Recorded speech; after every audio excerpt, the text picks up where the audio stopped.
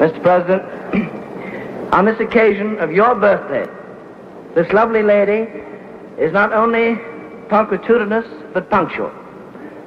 Mr. President, Marilyn Monroe.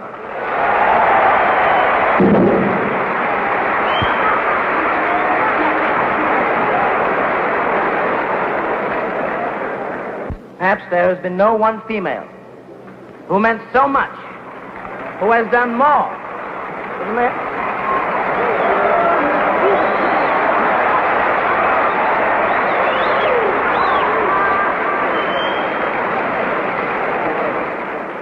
Mr. President, the late Marilyn Monroe.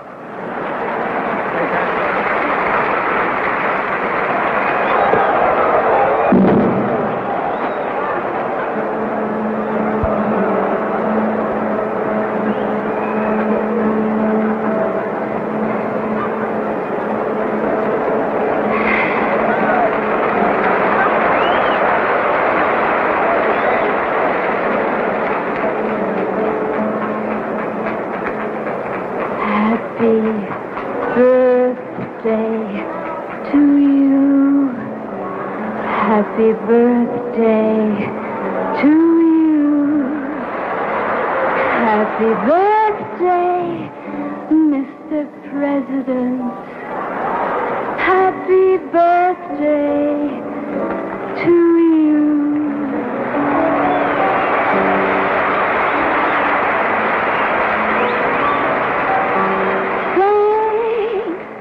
Thanks, Mr. President, for all the things you've done, the battles that you've won, the way you deal with U.S. Steel and our problems by the ton. We thank you so much. Everybody, happy birthday!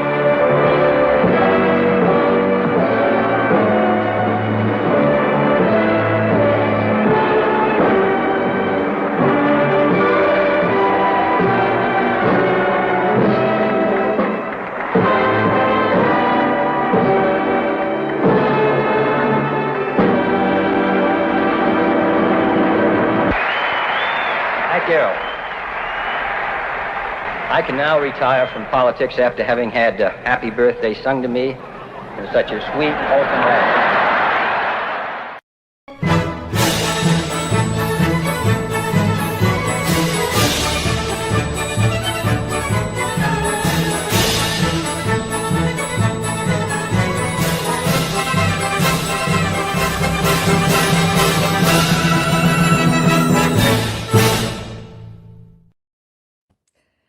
Morning, everybody. Well, we couldn't get you Marilyn Monroe, who seemed very drugged up. I think that it was actually kind of scary to watch her because you could tell that she was quite vulnerable. And also she and JFK were having sexual relations at the time. But poor Jackie, man. Poor Jackie had to sit through that. But here at Mayday, we don't have those kinds of conflicts. So we do not. We do not. So we can wish our beloved friend here from the East Coast all the way to the West Coast where she is today a happy, happy birthday to Dana Dubois. Thank you. I'm blushing. Thank you. That was, as soon as it started, I was like, oh my God, Marilyn Monroe. I know, I saw amazing. you laughing. I was like, yes. Oh my God, I was dying. That was amazing. Thank you, ladies. I have said before, there are very few people I would get up so early for on a Saturday morning and be live at 7 a.m. And that's your birthday. Doubly true on my birthday, but I couldn't miss this. I have, to me, it's important to spend my birthday doing things that I want to be doing more of in the year. And I definitely want to be doing more of this. So I was like, of course, I'm going to start my day with you two. Adjusting position. I'm still probably a little tired because I didn't wake up very long ago, but I'm like, I'm here. I'm ready to do this. Let's talk about our weeks and celebrate my birthday. Yay. I'm a Leo. We Leos love birthdays typically. So And 29 cheers to all of again. you. 29 again. Well, I'm not going to disclose how old you are, Dana. You can do that if you want, but I will just say this. As somebody who's in the same decade as you are, we are both in our 50s. It is a great decade. I don't understand why everybody is like, Oh yeah. upset about aging. I have no problem with it. And I think you just get older like fine wine. Yeah. Age and more experienced, and you know what you're talking about a little bit more. Not all the time, but a lot of the time. I think you know when you don't know though. Once Yeah. you're like, you I can don't say know. so. And you can I say do so. every day. I will admit to things I don't know. I am not shy about disclosing my age. I actually think it's important to because Mhm. I didn't grow up with very many like role models of women who were aging the way I could see myself aging. And if I can do a little promotion, I'm running a 2-day sale this weekend on my paid subscribers on Substack, and it's 56% off for annual subscription. So I am very much outing my age. I am 56 years old today, and I'm proud of being 56 years old. So Hey, so yeah. hi everybody. I'm going to put a link because at 56, we're just direct about what we want. that's go, and everybody should subscribe to Dana, not just because she's running a sale, although that's a good reason, but also Dana, you have had, you know what I love, and it's just so wonderful that this came right around your birthday, the recognition that you've had for your amazing writing Oh, from thank you. women who are not just people like us who just read your stuff because it resonates with us, but I mean, like you had Jane Pratt publish you and promote the shit out of what you wrote. I mean, I saw that on stuff. She was going nuts promoting your stuff. And I was like, oh my God, Jane Pratt is out there telling people what a great writer Dana Dubois is. Like, friends. I know. I say this every day practically, that I'm like, I can't believe this is my life. I'm putting the link I'm just being a little link fairy today, to the story on another Jane Pratt thing. For anyone who doesn't know, Jane Pratt founded Sassy Magazine and then Jane Magazine. She's a Gen X icon. Like Sassy was the magazine for teens that we had never imagined, really. It was the antidote to the 17 and the young teen or young miss. I think it was called Young Miss. They may have both existed, but it wasn't a get a boyfriend and look pretty magazine. It was like a go live your life magazine. When we had her on the Daily Whatever show, I didn't realize this, but she was one of the very first, maybe the first, like mainstream publisher to run a teen romance story about two boys. Wow. And so Lawrence talked to her about what it meant to him as a closeted gay teen working in a bookstore to sneak the copy of Sassy Magazine and read it. Wow. I didn't know Yeah, that. she's done amazing work. And so she's on Substack now, another Jane Pratt thing, and getting to know her through bringing this story to life with her was, it was an amazing gift. And to have it happen my birthday week was just like, Can I ask you, ladies, and anybody in the chat who's a lady or a man, I don't want to limit this just to the ladies. Michelle, I don't know, this may be the thing that the age difference between us, because Michelle's, I think you're 8 years younger than I am, right? Yeah, I think Yeah. 73. Yeah. So I'm 53. Yeah. No, And but you were born in 73? I was born in 73. Okay, so we are 9 years apart. 9 years apart. Okay. So maybe this part, Michelle, I don't know. I'm just gonna say it. Do you guys remember the Cosmo quiz? Oh yeah, I took so many Cosmo quizzes. So here's the thing. So once again, in the weird world of whatever, I had this friend, and first of all, the Cosmo quiz was psychotic, right? Because the Cosmo quiz was like insane. But if she would never have a copy of Cosmo in her apartment. This is like right after college. Unless she was hooking up with guys that she should not have been hooking up with. Like she was like dating some guy that she should not have been dating. And that in which case she'd like take the Cosmo quiz, she'd look at the Cosmo horoscope. And I remember hilarious. That was her tell. That was her tell. And I remember so well that she was dating this guy who was awful, awful, awful, awful. She was in law school at the time. So this is like mid-90s. Awful, awful, awful, awful. Okay. Terrible. And we're all like, dump him. He's so abusive to, not physically abusive, but just he was like verbally abusive, just a horrible guy. And I'm sure he's working on Wall Street now, but because he's that kind of personality. And she's like, okay, I'm done with him. I'm done with him. And she swore that she was done with him. And I walk into her apartment and I see a copy of Cosmo in her bedroom. Oh, and I was no. like, I knew it. I knew it. You did not dump him because you're still taking the Cosmo quiz. And you wouldn't be taking the Cosmo quiz if you weren't sitting there with your wheels spinning. She was like, I know, it's true. It's true.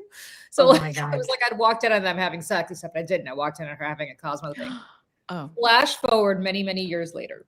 I have become friends with the former editor of Cosmopolitan magazine. And I told her the story. And I go, do you understand that when you were running that magazine, how many of those Cosmo quizzes like shaped like how we thought about stuff, what we did? And she was like, you know, we didn't really know what the hell we were doing. We just went through them. they just make shit up. I mean, I remember it was like 10 ways to make him, I don't know, whatever. And it was like, grab him here. And you're like, okay. Anyway, I was like, you don't understand. That stupid Cosmo quiz is a seminal like event of my 20s every time Cosmo comes out. And she's like, okay, calm down. It's like, oh my God. Like, Oh, it's so funny. And I know. that was her tell is hilarious. I'm trying to remember. I just remember they were really like raunchy and right that what they would tell you Very to do raunchy. that you would be like, really? They that? Okay. Yeah. Just oh no. making it up. There were well, I have to say no. She actually is very proud and she's right about stuff that she put in Cosmo that was kind of ahead of its time, and also making women not feel like they were like slutty for like fair. having sex and not. Okay. It was very overt. Cosmo was the raciest of them. Cosmo was, yeah. But anyway, the Cosmo quiz was always the tell. I kind of miss the Cosmo quiz. I wonder, is Cosmo still around? I don't know. Let's see. Cosmo quiz. I mean, that seems like the perfect thing to go online. It was basically like the BuzzFeed quiz, only racy and for women and on paper. Okay, guys. All right, listen to me. It's right here. My father has just arrived to drop my son off. So he might overhear some of this stuff. Okay. We can't. So we have to be like, oh, so tell me again about that very intellectual pursuit that you're. We can't talk about 20 ways to give a blowjob that we learned in Cosmo magazine back in 1986. Right. Zip it. Now you followed Tova Sterling here on Substack, and she'll tell you all of that. Oh, really? Who? Oh, Tova Sterling. I don't know Tova Sterling. Chef Tova. She's brilliant. One of my very, very favorite writers, but also like creators. I first found her on Reels. Oh, she's a New York City person too, much younger. She's very wry. You've probably seen her if you are scrolling Reels at all. She's got like very big dark eyes, long dark hair, and she's always like making food as she talks and has this very soothing voice and generally talking about something like super racy. And but her observations are brilliant. Okay. Like she's going to be very, very famous. She will be a household name soon. Okay. Mark my words. She was the #1 rising bestseller in culture yesterday on Substack. Oh wow! Okay. I'm a paid subscriber. I'll check her out. Her work is phenomenal. I tried to get her on the Daily Whatever show when she first joined Substack because I was like, oh, it's Chef Tova, she's here.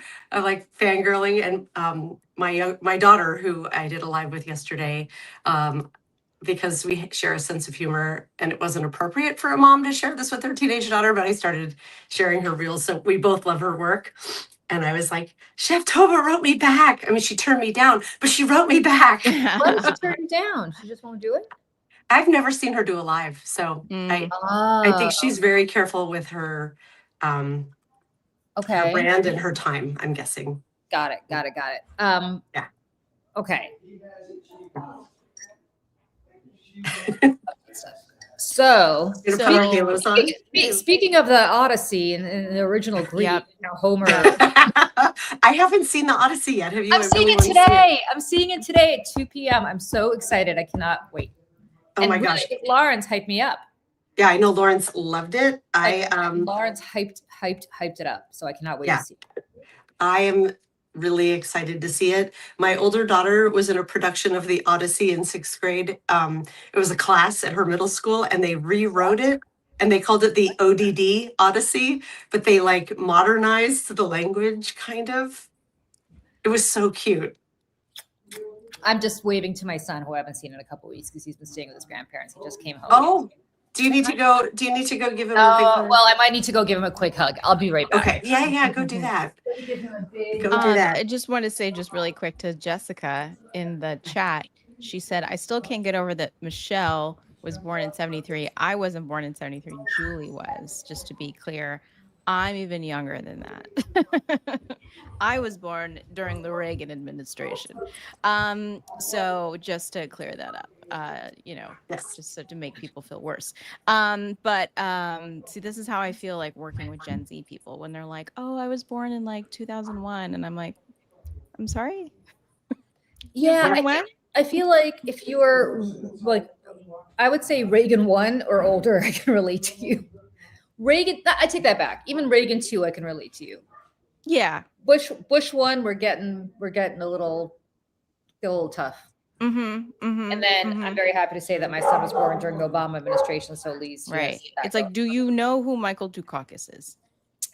You know what I mean? Like from life, not just from reading about it in a thing, and just really quick, because I'm using this new camera. Hold on, is it working? Oh, it is working. Okay. Because it has this thing on it where if you put your hands up like this, it tracks, like all of a sudden it finds you and then it tracks your face and then it goes anywhere you go. Isn't that, but it's not really doing it very right. That's what I'm just like, do I need to do it? There we go. Now it's working. Okay. All right. Anyways. So guys, gals. Yes. Yeah. Well, first of all, the Odyssey. Have I'm you seen it excited yet? for you. I have not. I don't know that I'm going to because I heard the dogs die. Oh, Well, there's a lot of spoilers. No. Well, I don't know about in the real Odyssey. Well, in the movie they are. Yeah, but I mean, well, I don't know about what happens. I'll let you know. But in the real Odyssey, this is one of the sweetest parts of the real Odyssey is that when Odysseus leaves to go to Troy, to go to the Trojan War, his dog is a little tiny puppy. And he waits every single day by the dock where his ship departed for now he didn't go to Troy initially. They all went, anyway. They did a human sacrifice. There's a lot going on in the Iliad, but the dog waits for him. And then when he comes back, I don't want to give anything away, but I haven't seen the movie. I would hope I wouldn't give anything away because it's the Odyssey's been around for 3,000 years. The dog is now very old because it's been 20 years. So this is a very long longevity dog. But Odysseus comes in disguise and the dog is the only one who remembers him. So sorry, I have a question. I'm going to sound like a dumb person. But I'm going to ask anyway. So you said the Iliad. Does the Iliad and the Odyssey have things to do with each other? Yes. The Iliad is about the Trojan War. So the whole, right. I remember Troy, that from Odyssey of the Mind when I was a kid. Yeah. So the Iliad is, I like the Iliad better. But the Iliad is they all go to Troy for different reasons. But the sensible reason is because Helen was kidnapped by the brother of the king of Troy. And not kid. Well, she fell in love with him and she took off with him. So her husband launches. She's the face that launched 1,000 ships. She's the most beautiful woman in the world. Sure. Which is why Elon Musk is freaking out because she's being played by a black woman. And the Iliad. And they're like, she's not the most beautiful woman. Lupita, I can't pronounce her last name. Yeah. She, by the way, can I just say, I shot a wedding back in the day at the boathouse in Central Park. And she was a guest. Because the groom went to Yale Drama. And did she go to Yale Drama? Okay. Yeah. And she was at the Yale table. When I tell you, and I have pictures of her, I would never share them or anything, but it's like, she is the most beautiful woman you have ever seen in your life. Like, I just was, there was a lot of famous people at this wedding. There was like Lawrence O'Donnell and Tyne Daly and all these people, because the bride was a theater director. But wow, it was, so there was a lot of people to kind of gawk at, but like, I couldn't take my eyes off of her because she was just so stunning. Like her skin, her face, like just beautiful. So I can't think of a more perfect person to be playing a role like that, honestly. Well, I got to tell you, yes, so she's Helen of Troy, and I guess she must be there in flashbacks because she doesn't have anything to do with the Odyssey. But yes, they all go to Troy. There's a 10-year Trojan War. Odysseus is not that critical in the Iliad, except at the very end, he's the one, because he's the most clever guy on earth, comes up with the idea of the Trojan horse. And that's how they breach the walls of Troy, because they pretend that they're giving Troy a gift, a peace offering. And meanwhile, they built this wooden horse, and then the army, the Greek army, is in the horse, and so then when they wheel the horse into Troy, they all jump out and slaughter everybody in Troy.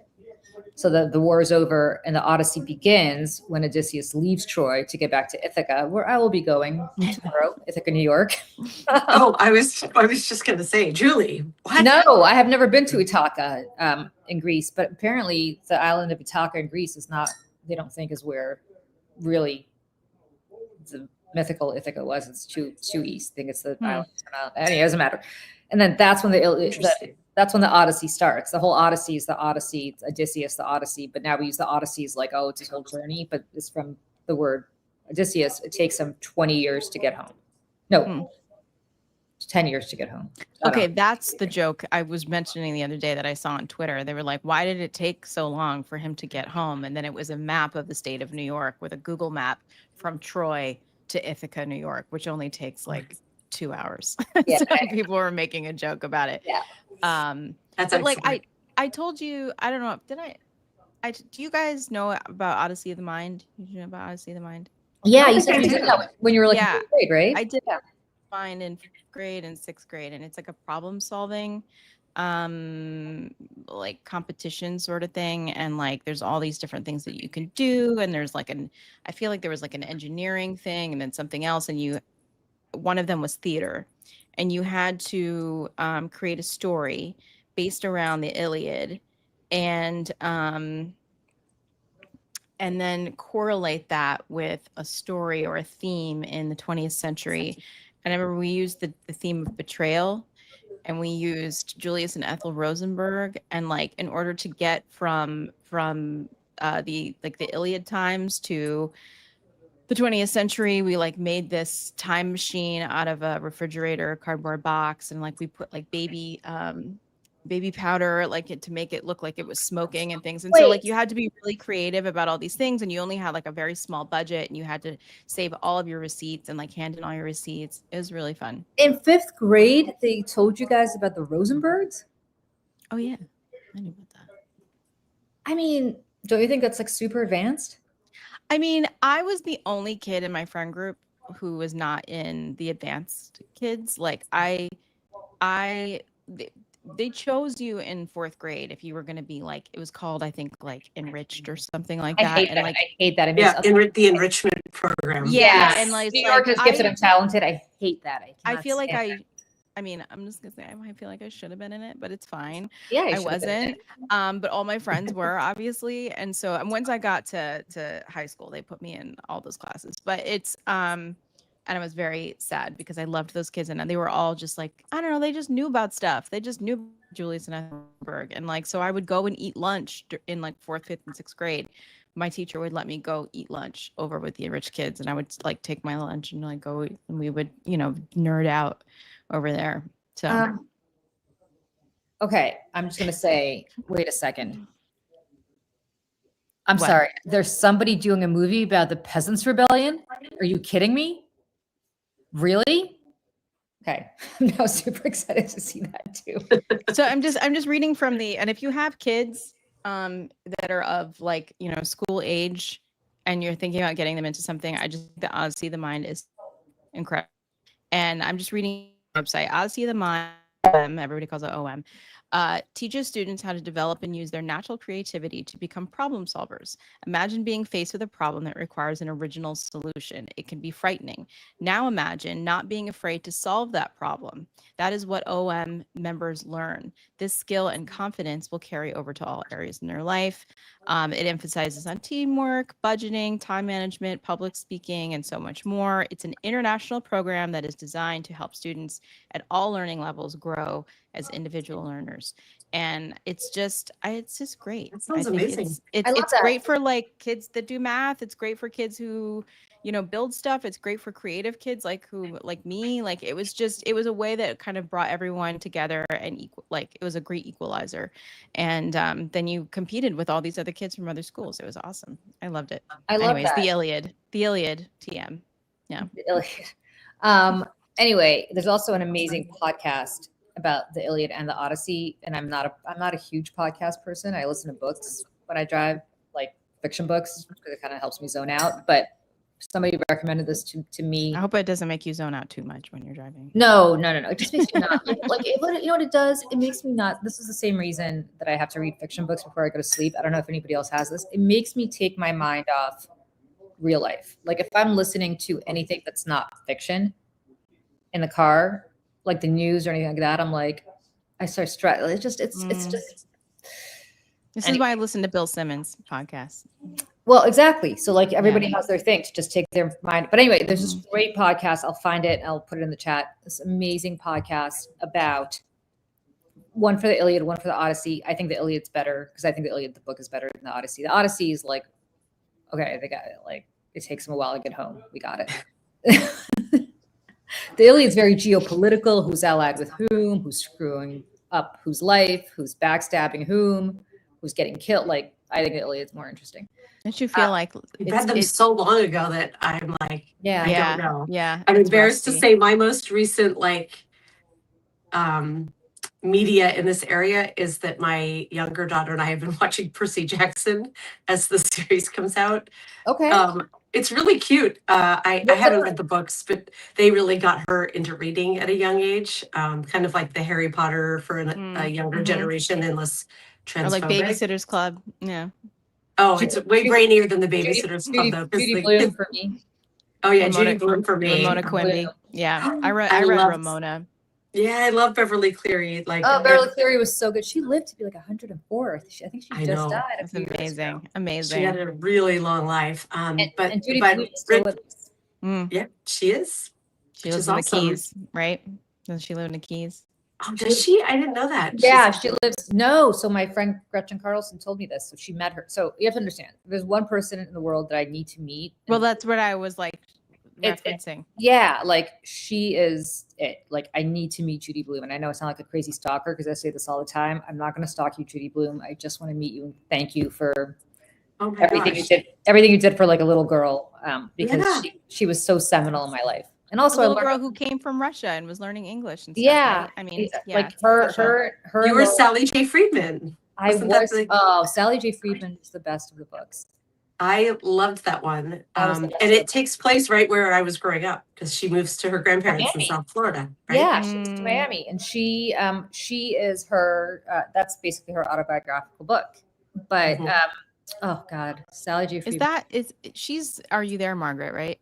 Are You There? Yeah, Are You There? Got It, Speed Margaret. Yeah, or that's what I meant. Yeah. I learned more. How about this? Because my parents had no clue.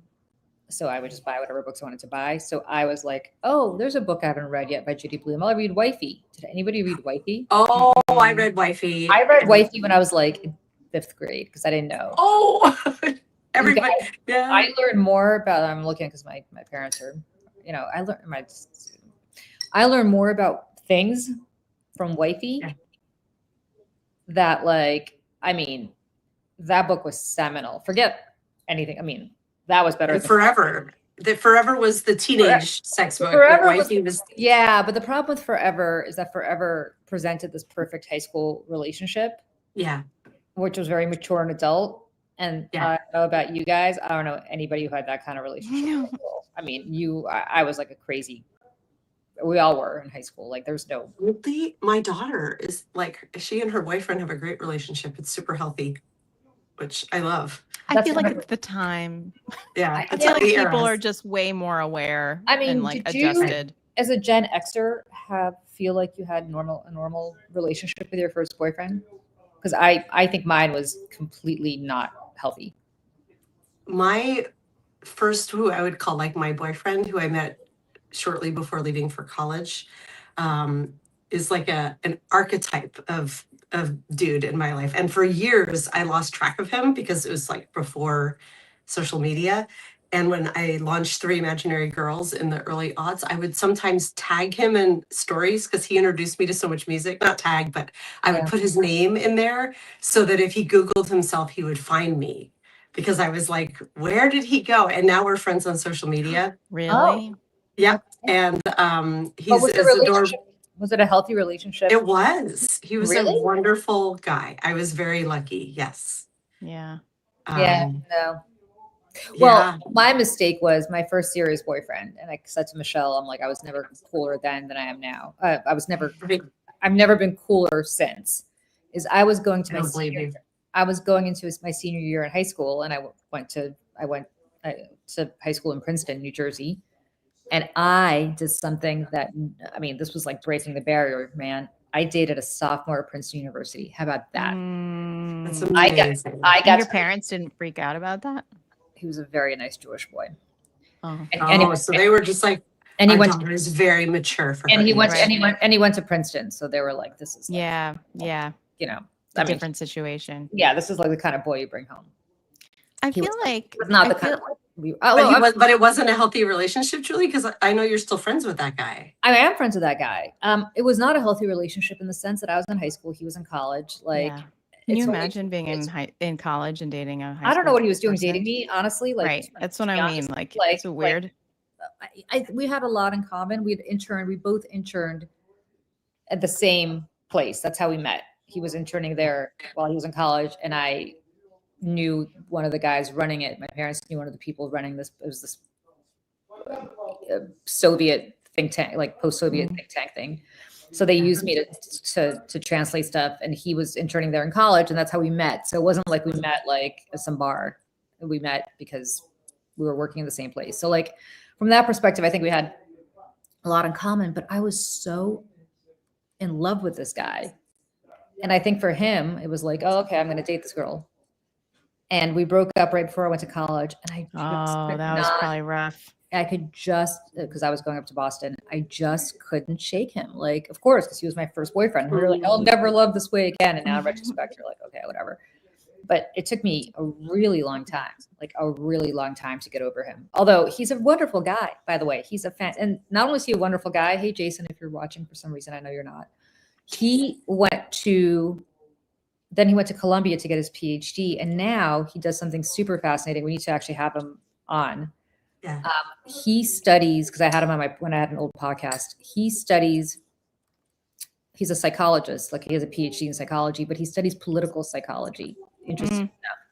Oh my gosh. So that's pretty niche. It's super interesting because he published a paper a few years ago, which I think is so fascinating, where they can predict how you're going to vote based on certain characteristics that you have. So the only one that I remember that stuck out is like, if you are somebody who's super grossed out by bodily function, like if you're somebody who sees a diaper and you start gagging, you're or gonna vote for Trump, aren't you? You're going to be a Republican. You're more predisposed to being a Republican. No. If you're disgusted by a woman's period, but where he pointed it out to me, that was, I think, really fascinating. And this is one of like several metrics, so this is not like the end all. I was like gaggy when I see like a loogie on the street. Well, that's the funny thing, Michelle. So here's the funny thing. If you are in New York or Seattle or whatever city, right? Yeah. And you see a homeless guy pooping on the street or like peeing on the street. Mm-hmm. If you're somebody who, this is like a study that they did. I have to get them on because it's so fascinating. There's many more metrics to this. This is just one of them. But if you are somebody who sees that, like somebody peeing on the street. Peeing is one thing. Okay, if maybe it not has, pooping. If it has a smell, like no. Let me change it. If you are seeing somebody peeing on the street, or and you spend the rest of the day completely grossed out by it and you can't stop thinking about it, you're like, this is so disgusting. That's weird. Then you're completely predisposed to voting Republican. I think he did the study prior to Trump. I think the study is more than 10 years old. So this is not like, but all the different metrics that he ascribed to what it means to be a Republican, Trump has them. So I remember how Trump wouldn't shake hands with people because he was a journalist. Oh yeah. So whatever. Like, but there's more to it. There's like a neighbor thing. Like if you think so and so about your neighbors, like it's a really fascinating study that we need to have him on to talk about. And he probably has done many more since. I don't know why we went down this rabbit hole, other than to say it was not a very healthy relationship when I was dating him. Well, but he's a wonderful guy. I want to say, I mean, I had a few boyfriends, like they were just like, you know what I mean, like middle school, high school things. But then I had a boyfriend in 10th grade who was a senior, and we did musicals together. And I feel like I just didn't know how to stick up for myself. And I don't think I knew how to not allow people to talk to me in a certain way. Like this boy, I don't even know that he really liked me. I don't know. He said to me once, first of all, he used to correct my grammar all the time. Ooh. And then he said to me once, and by the way, in high school, I probably weighed 100 pounds. Like I was teeny, but sure, baby. And cutting out a little, Michelle. Cutting out, Michelle. You're frozen. Oh, Michelle. No. Oh no. Am I here? Yes, you just got to hear you now. Yes. Okay. You weighed like 100 pounds in high school. Yeah, and I like little baby fat 100 pounds, right? Yeah. And I remember my hair was a little long, and I got my hair cut, and he goes, I used to think you were kind of a fatso until you cut your hair. What? He said fatso? Mm-hmm. And of course you didn't dump him because I was like, oh, okay. Like, you know what I mean? Like you just don't, I am the person I am now because of people like that. I say the same thing. Yes. Those horrible guys made us the people we are today. Yes. And I mean, he was the first of quite a few people who were pretty horrible to me. And it's just like I don't know, like for all the things that you see about me now, you probably are like, how, like, really, Michelle? Like, really? Like, that doesn't sound like you. I'm like, well, I didn't really survive these things, right? I became a different person. Like, that's kind of how I look at it. And, this guy, it's funny. I got to tell you this very quick story. So his parents were kind of snobby, right? Really snobby. He ended up going to Colgate University. He's very smart, very smart. And right before I moved to New York, like I had just graduated from, hold on, there's a spammer in the chat. Yeah. Sorry. Just FYI, thanks to our moderators today on YouTube. We love you. On Substack, Dana, or on a? It's a Substack. Okay. Substack, I'll take care of it. Yeah. I just, if you checked, I just sent you a text with the name. Okay. Got it. Just saw that. Zap. So this was right after I'd finished, my 4-year, program at Syracuse doing theater and all that stuff. And I just signed like with an agent. I was riding high. I was about to move to New York. And in those couple weeks, I think before I went, he came to a restaurant where I was working. I was hostessing at a restaurant back home to make some extra cash. And he walked in with his parents and his fiance. And I was thinking to myself, like, I'm getting a little married a little young here, but all right. And you said, your girl is lovely, Hubble. No. They were like, oh, hi, Michelle. And they're like, what's going on? I was like, oh, I'm about to move to New York in a few weeks, blah, blah, blah. I just signed with an agent, blah, blah. And they were like, oh. I remember his dad looked at me and was like, what are you going to do there? And it just seemed so like judgy. It was like judgy. And so anyways, they got married. He got divorced. Of course. Mm-hmm. And then years later, I find out he's living in New York, and he finds out that I live in New York. And over Christmas, he left his laptop at his parents' house. And he asked me if I would bring his laptop on the Amtrak back to New York for him. Okay. And this was like in 2012 or something. And I was like, because I'm probably too nice, I said, okay, fine. And I had to go pick it up from his parents. And, you know, they were nice or whatever. And then I noticed, of course, they don't live in the same house anymore because all that snobbery, whatever, I'm not going to get into it, but you know, maybe they shouldn't throw stones in their glass houses. But he got married again and then they got divorced. I found out. Okay. And So then two now wives, two divorces. And he's still single. He is a professor at Fordham University. Oh, good school. Good school.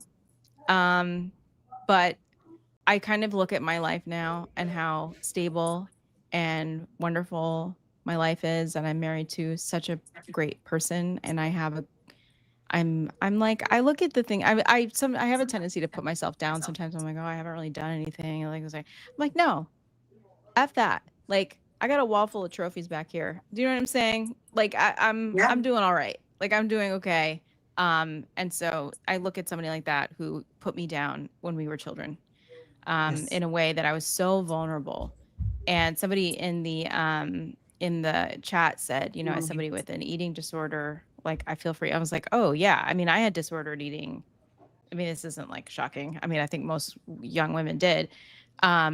Between theater and boys telling me I was fat and, you know, ballet class and moving to New York and having agents tell you you're too fat and doing the Miss America program and people writing on chat rooms that you are too fat. And like, you know what I mean? Like, it's just, you just, those things are so he probably, if I brought it up to him, he would have no recollection that he said something like that to me. It was nothing important to him, but it moved your world. Yeah. It stuck with me for the rest of my life. And I was 15 or 16, you know what I mean? And I'm 44 now, and I still think about it. You know, and unfortunately set me, I think, on a path of just choosing really horrible people who aren't very nice to me. But I think, and I guess, you know, full circle here, because of all these terrible boys and men, I don't know that I ever would have dated my husband, because my husband is like the nerdiest, little weirdest, you know, lawyer who loves backgammon and ESPN and the Weather Channel. And like, he's just weird. And I was like, you know what? I'm going to date this guy who I probably never would have dated before. And, you know what I mean? And I learned about myself through all of that, you know, I will second that your husband is phenomenal, and you're absolutely right that he treats you so well. And whatever path brought you to Joe is fine, because he's phenomenal. I will also say that these men are obsessed with the Weather Channel in ways that make no sense to me. My husband is also obsessed with the weather. Really? Is this a thing? I don't understand. I don't know what it is. Yeah. I mean, every time.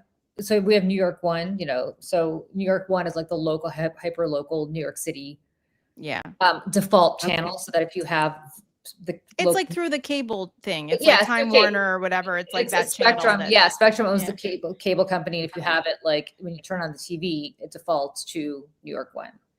Okay. And when John Davitt, the weather guy, comes on, my husband's like, shh, John Davitt's speaking. I'm like, it's the weather guy. And he's like, no, shh, we got it. It's the weather. Oh God, that's so funny. He's like obsessed with the weather. What is it with these men and the weather? I as a child, I watched, I mean, I don't know about you guys, I watched a lot of Sesame Street.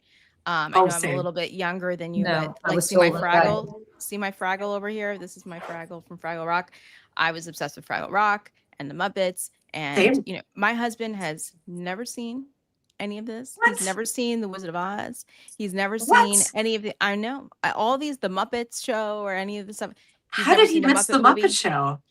This is the thing. And I say to my mother, I'm like, my mother-in-law, I'm like, what were you? I missed the Muppets, but it's Sesame Street because I was too old when I got here. Well, right. I mean, by the time you got here, that makes more sense. But like, you know, my mother-in-law is like, I don't know. I was showing it to him. I don't know. He just didn't want to read it. And so, and so, impression of your mother-in-law. The accent. Like, she's like, I look around the house and be like, where's Joseph?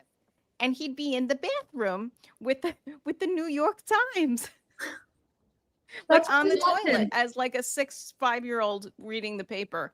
And then he's like, and when he'd be done, then he'd go watch the Weather Channel.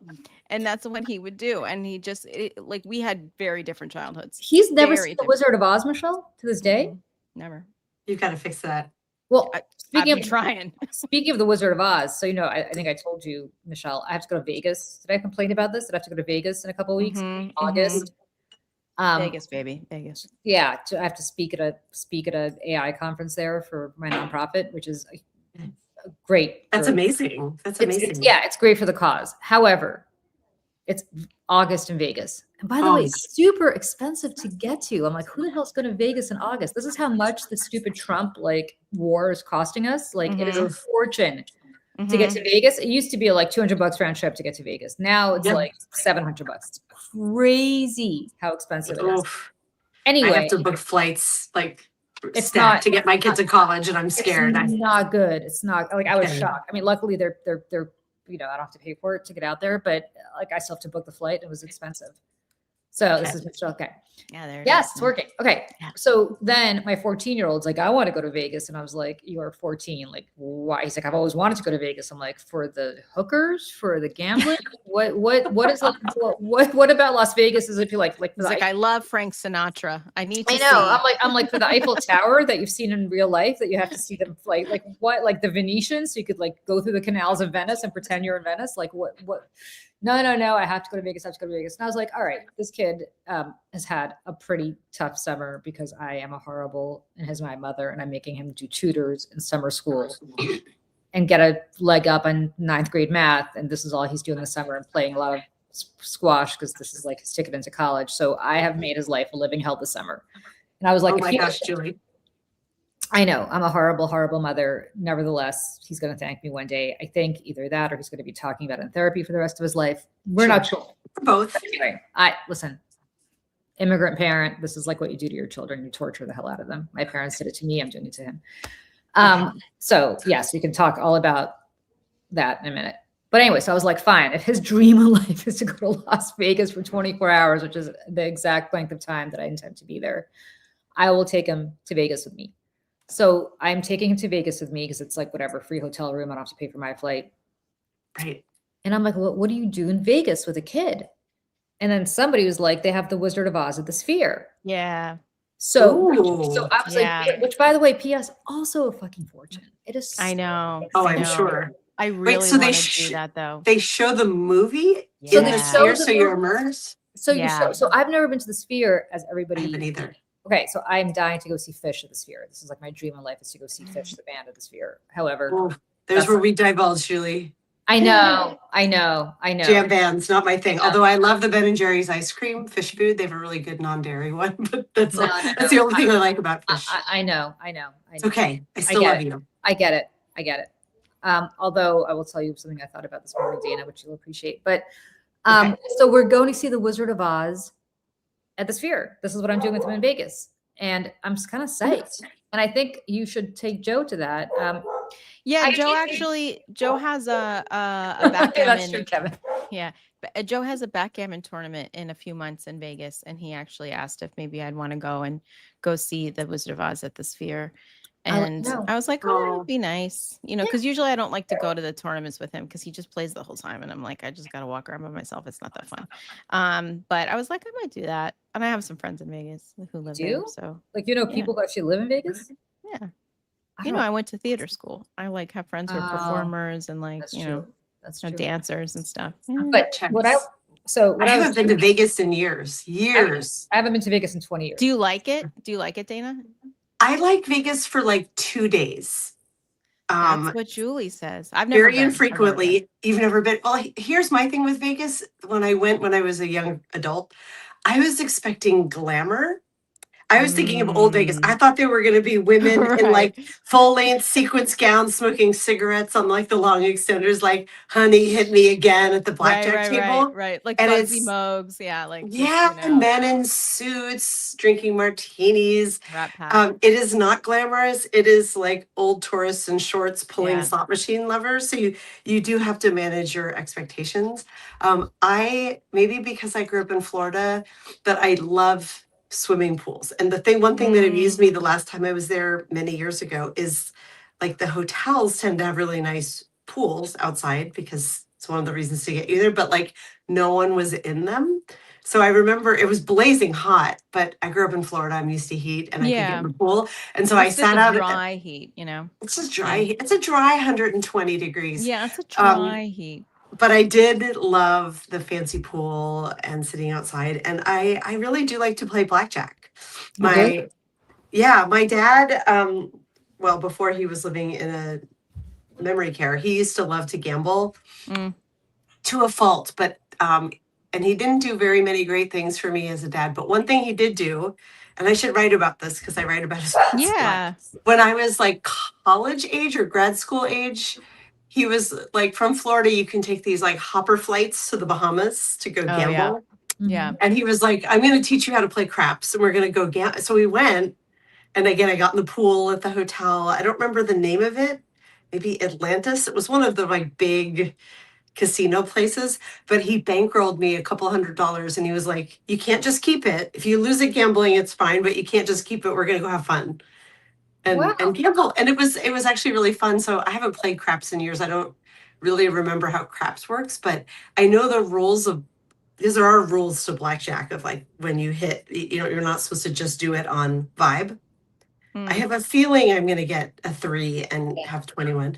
And I think it's kind of fun. I haven't done it in years, but for like 2 days, I go to the like very low stakes tables and I'll gamble. Then they bring you free drinks. At least they used to. They probably still do because they want to disinhibit you while you're gambling. Right, of course, and keep you in your seat. Yeah. And they have great restaurants in Las Vegas. Like they're kind of known for that now too. The shows are very expensive, but all of the Cirque du Soleil shows are incredible. So like, especially if someone else is paying, Vegas is fun for a couple of days and then you get out. Yeah. I'll say this about Vegas because I don't gamble. I just, me neither. It makes me too anxious. Like I don't gamble. Yeah. I don't,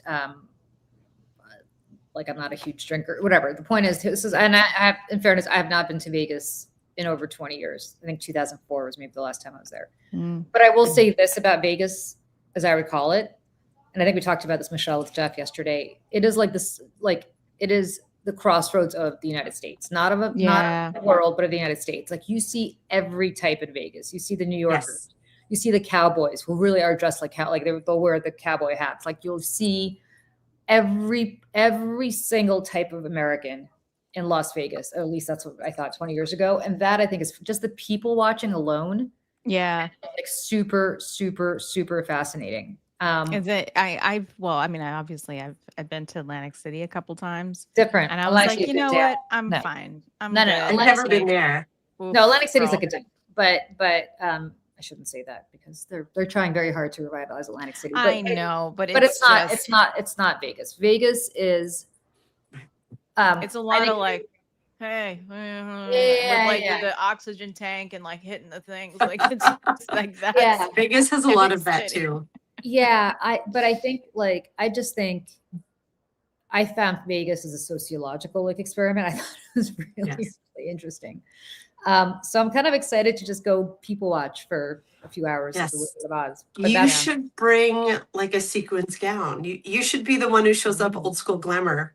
You know what? I bet you nobody would even blink. That's the thing about See, this is another reason you need to see Hacks. You need to keep watching Hacks, Julie, because Hacks, like half of it takes place in Vegas. Oh, thank God they leave Vegas because I'm so sick of looking at Vegas in that show. I mean, that's like home base for her, but like, you know. So, but I feel like if I'm going to go out west, I don't know that Vegas is like the place to go. Come to Seattle. Yeah. I love Seattle. I was just in Seattle, but I was in Seattle. When was I there? Just again for 20, like I go to these conferences and literally I'm always in and out for 24 hours. It's before I think I knew you.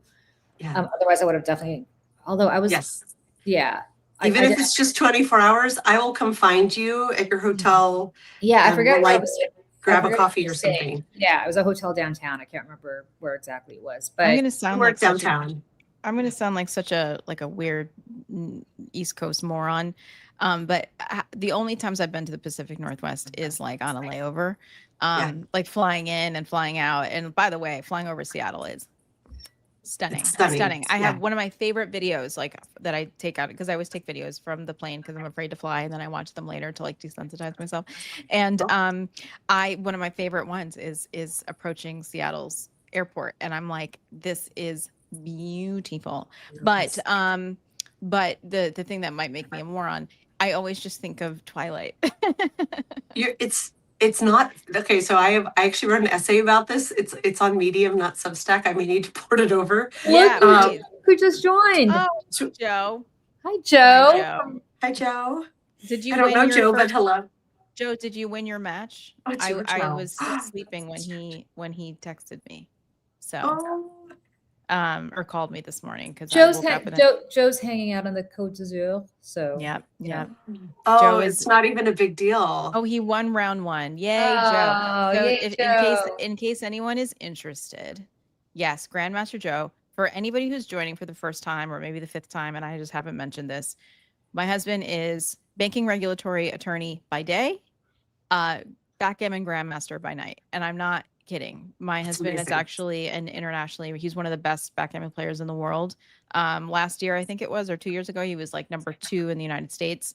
So he is in Monte Carlo right now, playing in the World Backgammon Championship. Which there's like, lots of different, I think Joe can tell me if I'm wrong or not, but I think there's like a lot of events you can play and a lot of opportunities to like win money or whatever it is, because they do play for money, I guess. But then there's like a main event or whatever. So he goes every year. And yeah, lots of events. He's telling me lots of events. So that's where Joe is. And he will be there for a little while. And also he's going to be in London next month. Representing the United States, because you're playing it as an individual, right? You're playing as an individual in the World Championship at backgammon in Monte Carlo, right? But then there's like a kind of like an Olympics sort of thing of backgammon where countries play against each other, and so Joe is on the U.S. team. And it's funny because they played like sort of a practice. Today is called the Monte Carlo Open. Thank you, Joe.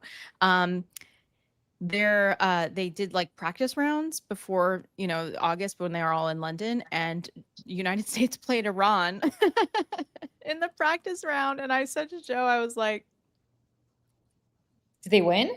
Interesting. Yeah, I think the US won in the practice round, but this was just online, you know what I mean? But I was like, what a strange situation that is, that we are literally at war with this country and you're playing backgammon with them. I think it's all good. I think it really is like it's like chess in that way, I think, right?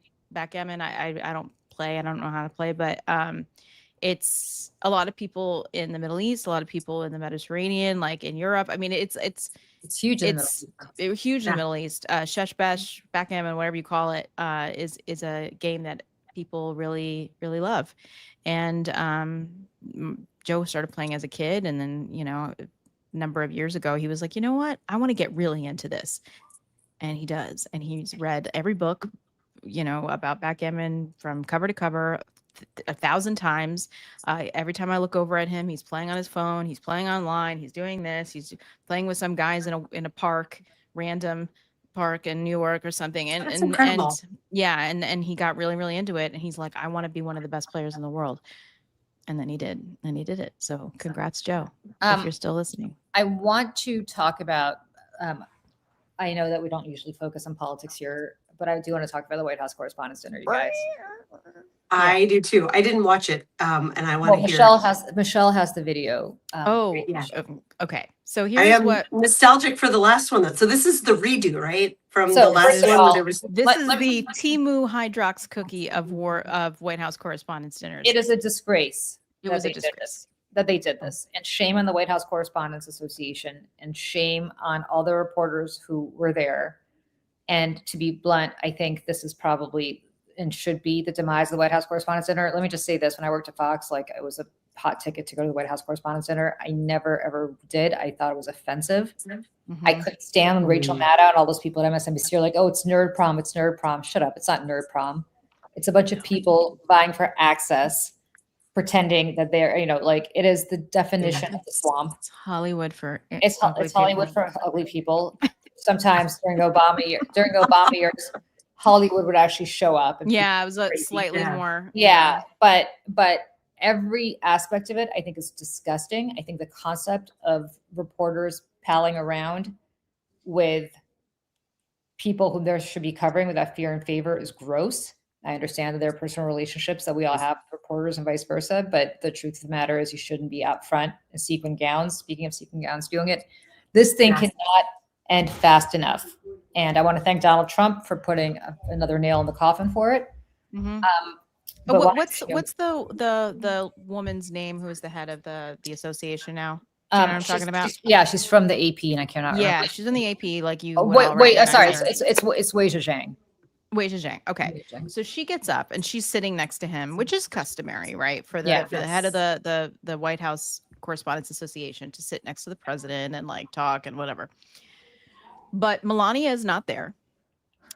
He's got Caroline Leavitt on one side, who, by the way, baby girl, it is okay to blend at your jawline. Like she was turning at one point, they were turned and like talking to each other, and it was like a line. Well, I think she's trying to make him feel like he fits in with the bright I'm like, blend at the orange jawline, honey. She needs my son, because every time I would do the whatever here, and I'd walk him to school a couple of years ago, he's like, in the sun, he's like, Mom. And he'd go up, he'd go like this. He blended. That's a good guy. My daughter will do the same for me. Be a friend. And I was like, someone let you not only walk out of the house, but then walk into this ballroom, and then still no one said anything to you. It's amazing. She got the makeup done professionally, so she should fire the professional makeup. Well, this is when you realize how many of these women in MAGA world have no gay friends, no gay men around them. I was like, I can't. But anyways, so he's got Caroline Leavitt on one side, and then he's got Wei Zhejiang on the other side, and she's like talking him up, like talking to him, like. And then she gets up to introduce him, because, by the way, and for anybody who doesn't know, who maybe is from outside the United States watching this, White House Correspondents' Dinner, it is all the correspondents who cover the White House, and all the networks and all the publications. Like sometimes we'll get a table, and then sometimes there's a comedian and a bunch of people that will give awards to young people, and then awards to journalists for some like really great coverage that they did. And then towards the end, the president speaks. Now, it's a thing where the White House Correspondents Association, as a singular entity, invites the president to join them. This is not the president's thing where he invites the press. That is not what this is. And for Donald Trump's first term, he did not go to this. He refused to go. And because he knew he'd get picked on. Is that he was like, I'm gonna get picked on, these people are so terrible to me. And then I think they had Michelle Wolf was the I remember that. She was like very funny and so funny. She was like, maybe she was born, maybe it was so good talk about Huckabee. And so and then they were like, okay, well, it was so offensive to people that we're just going to have historians speak now. And then of course during the Biden era, during COVID, obviously when they brought it back, the smoky eye, Anne Marie in the chat, the smoky eye, she burns her lies and turns them into a smoky eye. So he's decided now, because he's king of the world, that he's going to come back to the White House Correspondents' Dinner, and he's going to make it all about him. Now, obviously, there was an attempted assassination plot or something with some crazy person running in. So he needs to do it again. We got to do it again, guys. And I have to say, I was watching the AP, because they've got cameras all over the ballroom. First of all, they moved it from the Hilton to the Waldorf Astoria, which was previously owned by Trump. So of course he's got to be there and talk about the chandeliers, and he's like, it's just crazy. But I'm watching the pre-feed, right, of everyone mingling. And the usual suspects are there. You see Caitlin Collins, Wolf Blitzer, Garrett Haig, a bunch of people from NBC. And then I see Kristen Welker of Meet the Press standing in a gaggle of people. Stephen Miller and Katie Miller just yucking it up like Americans are not being shot in cold blood in broad daylight on the streets of the United States of America, that immigrants are not being dragged from their homes and put into concentration camps in which they are denied basic human rights. So she's yucking it up with these people, and it's like, you know, it's all Trump world, and it's really just disgusting. The whole thing is disgusting. So sorry, Wei Zhejiang, am I saying it right? Yeah. She gets up and she introduces him, and she's like, the president has always been a deal maker, and he's made deals, and the First Amendment, that's a deal, and we have a deal with it, or whatever. Like, No, the First Amendment is not a deal. The First Amendment is sacrosanct law. One would think you don't cut deals on the fucking First Amendment. Sorry. Yeah, Sorry, Dan. one would think as the president or whatever role this is, to be the head of the WHCA, that you wouldn't say this. Now, Wolf Blitzer does take an opportunity to really kind of like stick it to him, which was pretty great. And there was a camera right on Trump's face during the whole thing. It was all about the Epstein file coverage. Well, because they gave the Wall Street Journal an award. They gave a Wall Street Journal journalist. It was about the card, right, with the signature and the naked Epstein, body or whatever. Yeah. Epstein, and there's, you know, it's like he was going to sue them and blah blah blah blah, and they kept on going. They published anyways. So at least he did that, you know. And Trump looked visibly angry. So I'm gonna put up Aaron Rupar's. Aaron Rupar, if you don't know him on social, fantastic guy. He clips and watches these things, so we don't have to. I can't tell you how many times I've used this man's clips over the years to put ads and videos together. So God bless you. But we're just gonna go through his feed a little bit this morning, and just watch some of these.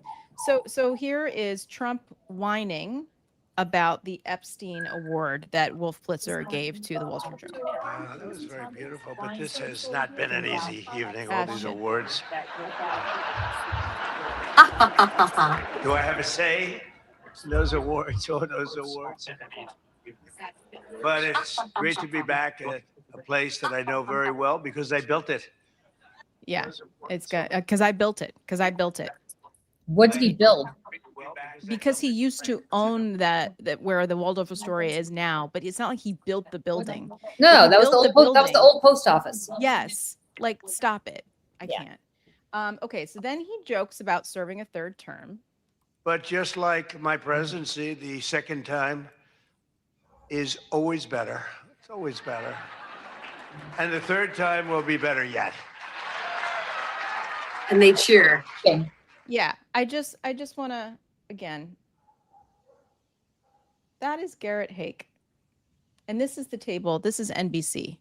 And they're all laughing because it's all so funny.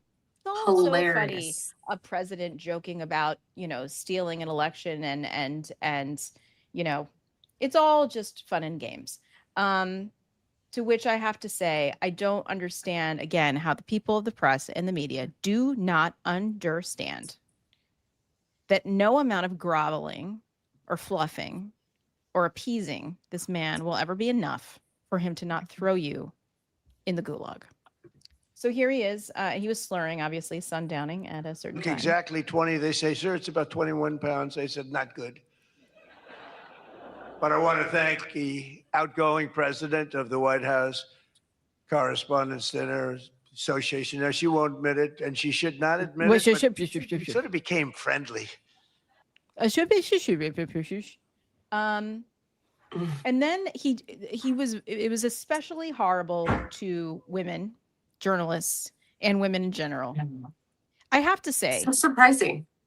He never does this. So, you know what I mean? Like, he never says anything horrible about women. He doesn't call them nasty or anything. So, like, we're, you know, shocking. But I do want to just say that of all the stuff that we've watched Trump do over the last 10 years, I have to say that just physically and verbally, this might be one of the worst. And it just was one of the most vile displays of Donald Trump probably ever that I've seen. And like, just considering the audience as well. So here's the next one. Trump saying Jackie Heinrich is nasty. And wait a second, just to be clear, Jackie Heinrich is the Fox News Washington correspondent. She works for Fox News, and she is dating, I think she's engaged to, a Republican member of Congress from Pennsylvania who's in a very swing district and sometimes doesn't vote with Trump because he doesn't want to lose a seat because he's one of the people who might lose a seat this November. I hope he does. Trump cannot forgive this guy for not voting with him 100%. And therefore, he's turned on his fiance, Jackie Heinrich from Fox News about it. The fact that Fox has not put a stop to this shit, because I know that they talk to him all the time, is inexcusable for not standing up for their person, especially because they have a direct pipeline to him. But of course, they never will. This would never, by the way, especially for a woman, never would have happened. Well, yeah, no comment because I can't. Yeah, but go ahead. Comment. They suck. Yeah. So here he is. This, by the way, she's very beautiful, and she's sitting up at the head table with them, with her husband, fiance, whatever it is, and he just starts insulting her to her face, and she's like, with us, right? But let me also thank the incoming president of the Correspondents Association, Jackie Heinrich. She can be very tough as a reporter, I will tell you. She can be nasty. She looks so beautiful, but she can be so nasty. How could that happen? But she just got married to a very successful congressman, a very good congressman. I'd like to have a couple of more votes from it. That's okay. On occasion, he shows a little independence. We don't like that. But now he's a very professional guy, and he loves our country. But that's a big thing with us, right? Moving on. It makes me physically so uncomfortable. Like, it sickens me. And one of the reasons, the way he says beautiful like that. Oh, it's terrible. It sounds exactly like my father. No. It's so weird. And I wrote a whole essay about this a few months back after we went to visit him. Sorry, this is a bit of a tangent, but I'm explaining why I'm sitting here cringing. That my father and Trump are very similar. They're both New Yorkers. My dad's was a big supporter. We did not give him a ballot in Florida. You're welcome. Didn't help. But when my daughters and I went to visit him last year, he made my older one especially so uncomfortable because all he kept saying was like, "You're so beautiful." That same beautiful. You're so beautiful. And it's men like this who can only ever see women for how they present physically. And the only value is pleasing their eye.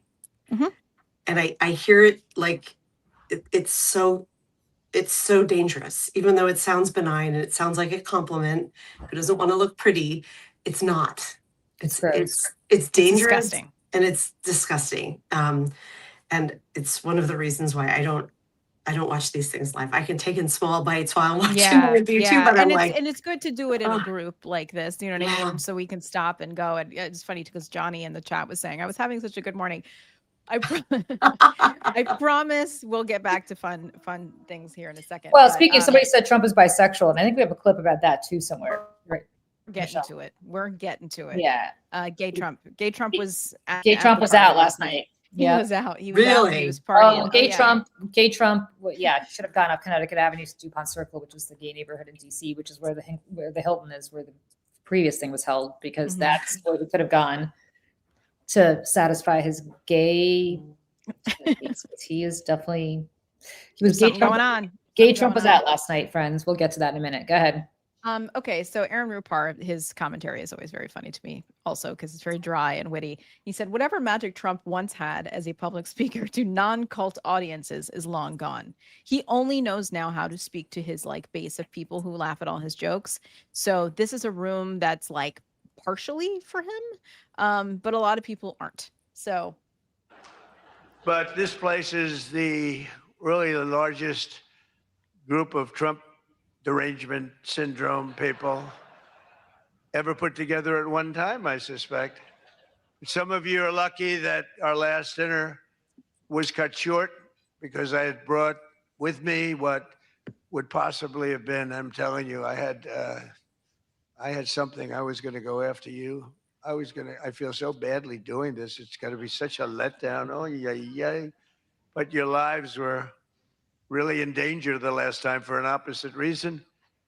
But on the plus side, your careers were saved, and we have a, we really do. We have a complete and total. You know, I love the words complete and total. They say, but it means almost the same thing. I said, it doesn't matter when you say it.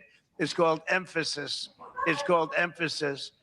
But everyone is now really warming up. The new White House military center, drone port, highly protected ballroom. We have our ballroom. The windows are this thick. I said to the people, well, if a bullet hits, what happens? Nothing. Nothing. It bounces. In that short clip, we went from calling the press having Trump derangement syndrome and that he was going to go after them so hard before the gunman came at the first, version of this a couple months ago. And then he starts talking about a word. What was it that he said? Total and absolute. He was like, it means the same thing, but what was it that he said? Whatever. It was a vocabulary word that he seemed to be confused about. And so he's telling us about his new vocabulary word. And then he goes into the ballroom, which then again, he always tells on himself. And I'm sure that, there's more to this. I'm sure that he will let leak, but talking about what's going on underneath the ballroom is a military center that's going to have all kinds of national security things. And there's going to be a medical center. And then there's going to be a thing on the roof with snipers. What? Yeah. So, emphasis. Yes. Thank you, Michelle, Anna. It was emphasis. He's like, it's a word that they say. It doesn't mean the same. Emphasis. And I'm like, what's he talking about though? It's just, this is affordability, right? He's just like, oh, it's this new word that I've learned about. Emphasis is a new word he's learned. Trump is insulting fake Tapper to complete silence at the White House Correspondents' Center. Again, Jake Tapper, who spent all his time writing a book with Alex Thompson from Axios about Joe Biden's dementia. Yeah. By the way, lack thereof. But Joe Biden's health, let's just say in general, implying that he has dementia, implying that he's got, all these mental issues.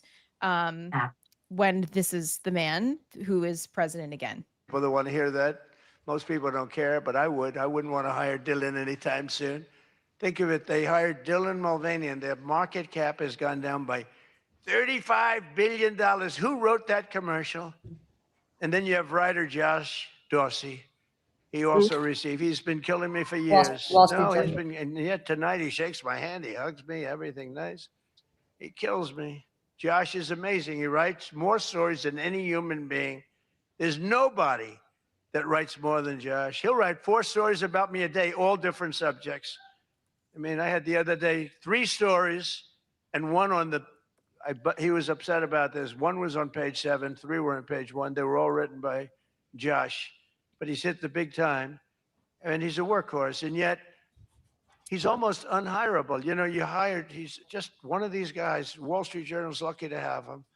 But it's unbelievable. He's almost unhireable. CNN is also here. Stop. What was, I'm not even following this. Lucky to have him, but he's unhireable. So let me tell you about Josh Dossey, who actually I know. Josh Dossey was the Wall Street Journal. He went to the Washington Post. When the Washington Post became an arm of the Trump administration, he left and he went back to the Journal. Josh Dossey is an incredible reporter who's broken a tremendous amount of stories. And I don't understand this whole, they're lucky to have him, but he's unhireable. Again. It made no sense. I have to go help my dog. I'll be right back. Okay, go ahead. Keep going.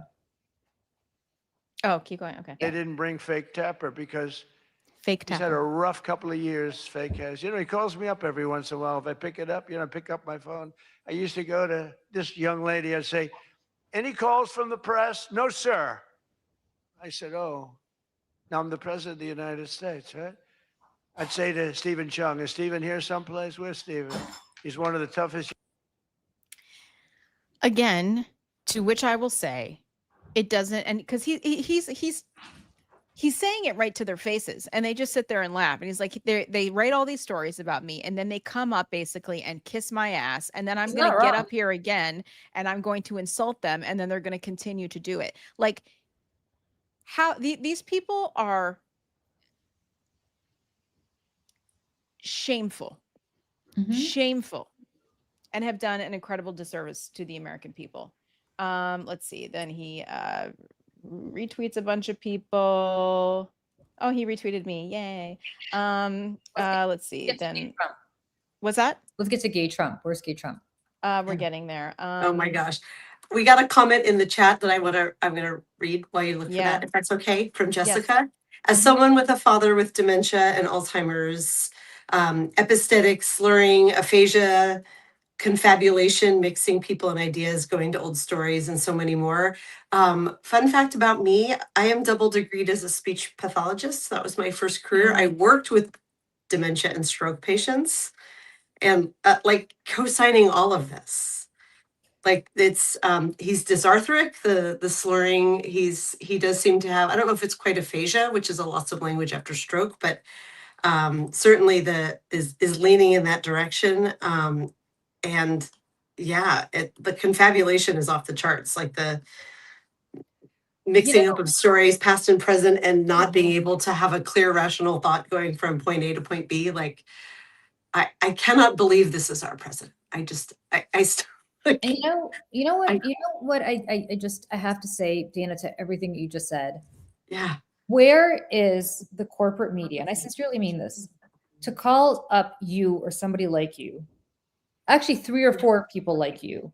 Someone way more recently experienced than me, but yes. But somebody who's credentialed in this field, because we are like, look, any of us who've had family with dementia see what this is, right? But I'm not qualified to say this. Like, it seems to me as somebody who, again, who's had close family members with dementia, that, what do I know, right? But somebody like you knows. People who are Alzheimer's experts know. And I know you're not supposed to diagnose somebody that you've never met and so on and so forth.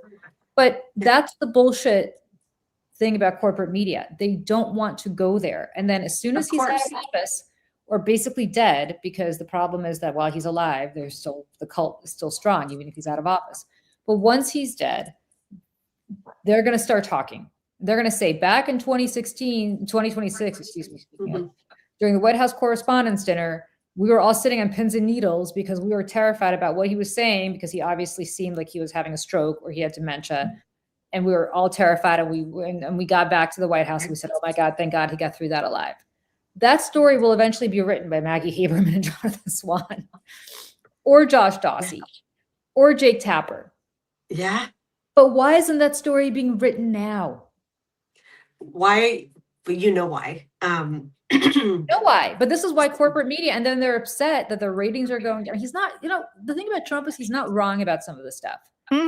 Like, he's playing these people. Like, he's not wrong that they're failing this network and failing that network. Because why would you tune in to watch these people stand up and deliver the news to you on, Monday morning or Monday afternoon or Monday evening, when you saw them sucking up to this guy on Saturday night or Friday night? And as opposed to, and look, he went after Caitlin Collins in the most despicable, we're getting there, awful way. But I just want to say this about Caitlin Collins, because I do know her. Caitlin Collins is a pro. Yeah. She's unflappable. Really good. She's a pro. CNN actually is very lucky to have her. What you see in real life and what you see, at least from my experience, and what you see on TV, she's the same person. She's just like, get up, do my job. She happens to be an attractive woman. She happens to be a young woman. I think she's only in her early 30s, or maybe. Yeah, she's very young. Yeah. He objectifies this woman. We'll get to that in a minute. Like, I don't know what, and to be honest, she's not going to report on this because she doesn't want to make herself the news.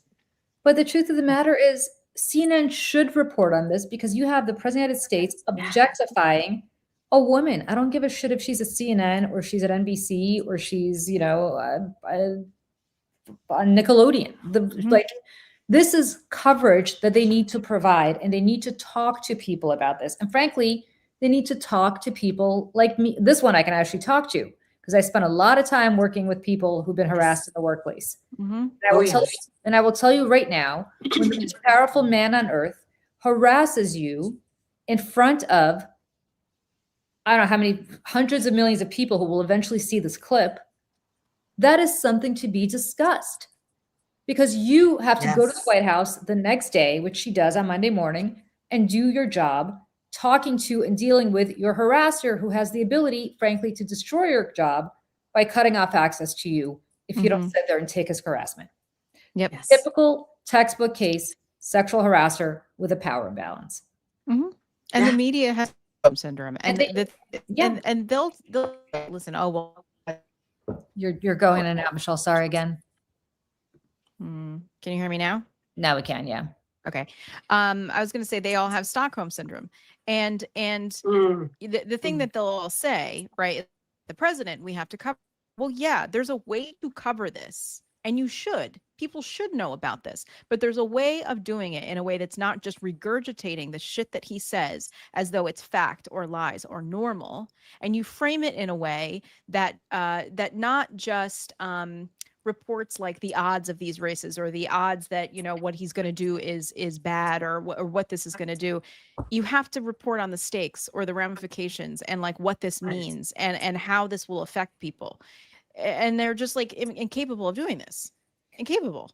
And quite honestly, the White House correspondence needs to put out a statement. They won't. They will not, but this is what I would do.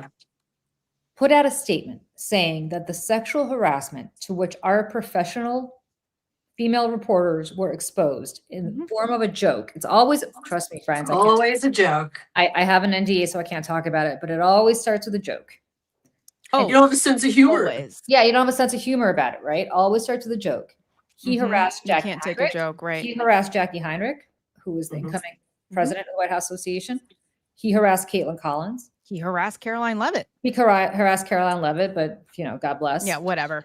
I mean, sort of whatever, but it's still inappropriate. Right. But, I mean, but the point is, you don't just gloss over that and say, oh, that's just Trump being Trump. Like, what you're seeing is a sexual predator using his power, of which he has more than anybody else on earth at the moment, to harass women whose jobs depend on access to the White House, which he can cut off at any moment should he choose to do that. It's like any man in power in any position at any workplace anywhere in the world. The difference is it used to be locker room talk. It used to be done in private. It used to be done behind closed doors. He's doing this out in the open now for two reasons. One is he's so high in his own supply that he knows there's not going to be any ramifications. But two is, and this is the part that I can't, I'm not credentialed to talk about, but it seems like fairly obvious to this layperson, is that he's got dementia. And when you have dementia, you start saying things out loud, like your inhibitors disappear. Right. And you start saying things that you think, but you don't necessarily say out loud under normal circumstances. Yeah. Why are the three of us sitting here talking about this? Why is the White House correspondents and all the people who were there not getting up this morning, going on all their respective shows, blowing out their programming and talking about this? I think you know the answer to that. I realize these are rhetorical questions, but of course, you're 100% like, this is abuse at scale. Yes. And that's it. The whole country. Period. The whole country. Like whole all of us country. are being abused over and over and over and over again. Like we are in an abusive relationship, not only with this man, but the entire movement behind everyone. Yeah, because there's a room full of your peers laughing at him uncomfortably, maybe, but everybody's laughing. So everyone's laughing. It's that old like pick me cool girl syndrome of like, I don't want to be the one. It is very pick me, especially because you can't. There will be disastrous consequences if you're the one to speak out. And so here's somebody like will champion you. Well, but I'll tell you something. If you're a high school kid, if you're a high school boy watching this, right? I happen to have one that's going to high school right now. Now, I hope I raised him better than this, and I think I have. But if you're just a high school kid a boy who's watching this, you're seeing the president of the United States harassing women at scale, as you said, Dana. And you're saying to yourself, well, holy shit, I guess this is appropriate to say out loud. So I'm going to go to school tomorrow or Monday or whenever the hell school comes back in September. And I'm going to say to all of, to these girls who I go to school with, hey, you're looking pretty hot, like in front of the whole lunchroom, the whole cafeteria, Right. and it's going to be okay. Now, it's not going to be okay. They're going to get into deep trouble if they do this at school. If you get punished, sometimes. Not- My point is, not always. if we punish, look, there's certain states that have bullying laws, right? Like New Jersey has a bullying. You can't bully somebody. Like in New Jersey, if you were to do this, I believe this person would be in deep trouble because there's a state law against bullying. The truth of the matter is that if we have kids who would get in trouble for saying something like this, why the hell are the most tapped in and connected people on earth who have the biggest megaphone on earth not calling this bullshit out when it's directed at them? Because those girls don't have the megaphone to do this in the cafeteria, but they do. CNN. And this is how they're learning, right? Like, well, think about it. If you're 14 years old, Donald Trump has been at the forefront, not just of culture, like how we all have known him for the last 40 years, but at the forefront of American politics in the news since they were 8 years old. 8. Yeah. Just to keep going through here, because there's a lot. So he starts going on about the chandeliers, and then he's like, oh, the glass is made from Czechoslovakia. Like, who even cares? And then he says this, and again, Donald Trump does not joke. He laughs and he makes things in jest, sort of, but he's never joking. And this is what he says about David Ellison, who's gonna own all the things, huge Trump supporter, billionaire. Great feeling. This. But tonight's event, thank you. But tonight's event is even crazier than the last time. In fact, it's so successful that I've been informed by CBS News' David Ellison, who's going to do a fantastic job. He's the owner. He bought it, spent a lot of money, and he's going to make, I think, fantastic changes and keep some of the great stuff going. But that next year they're going to call it the Trump White House Correspondent. Tell me that. And I like that very much. We're going to change the name of it, okay? Well, it's going to be so hot, just like our country is hot. We are hot, by the way. Great feeling. But tonight's event, thank you. So, and Julie, when you got up earlier, I was saying that like this is a unique thing in which the White House Correspondents Association invites the president. This is separate from the White House. This is its own thing, singular, has nothing to do with the White House or the government. And so the fact now that he's saying like David Ellison told me they're going to rename this the Trump White House Correspondents' Dinner. People should absolutely expect that. Well, just look, like the Trump Kennedy Center and everything else. He's kind of joking, except for the fact that Ellison owns CBS. He's potentially going to acquire by next year CNN. Fox News is already basically a subsidiary of the Trump White House. Half the people in that room are going to be working for Donald Trump, literally, but figuratively. Yeah, but he's not wrong. He's not. You don't have to rename it to understand what's happening there. Yeah, but as that will though signal in a branding, he is Mr. Marketer. So he says. Then he makes fun of Bobby Kennedy Jr. How's that one going? Not too good. I hope that everyone finally got to enjoy their entire very delicious beef tenderloins, very special beef. And I want you all to know that Bobby Kennedy, who's right here, personally ran over the cow in his car. And he cut it up and he brought it here for you to eat tonight. So it's very fresh. And Bobby also suggested an appetizer featuring his favorite cut of male raccoon roadkill. But we drew the line at that, Cheryl. We said, no, we're not going to do that.